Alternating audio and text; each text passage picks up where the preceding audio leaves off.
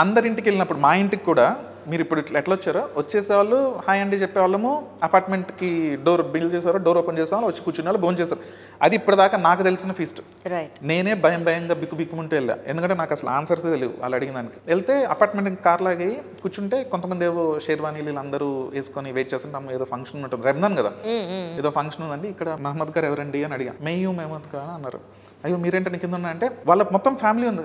మెహమాన్ ఆ రहे ना, రిసీవ్ करने के लिए हम सब लोग नीचे वेट कर रहे हैं 15 मिनट से. అండ్ వాళ్ళ కూతురుని పిలిపించారు, వాళ్ళ అల్లుడిని పిలిపించారు, వాళ్ళ కొడుకుని పిలిపించారు. And all the guests were Hindus, we all. నాకు ఇప్పటికీ చెప్తే ఇప్పుడు మీరు చూస్తే గూస్ బంప్స్.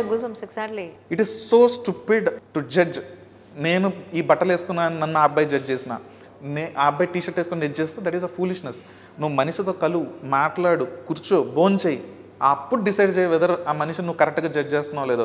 దూరం నుంచి వాడి స్కూటర్నో, కార్నో, వాడి శాలరీనో, వాడి క్యాస్టో, క్రీడో, ప్రాంతమో చూసి జడ్జ్ చేస్తే half of the time this goats wrong. నాకు మాటలు రాలేదు. ఏంది మెహమాన్ ఆరాయ్ అంటే మనం ఎమోషనల్ అయిపోయాను. అందరినీ బైక్ తీసుకెళ్ళి ద ఫుల్ టేబుల్, ఇంతలో 3/4 టేబుల్లో మొత్తం fruits, dry fruits, biryani, everything was there.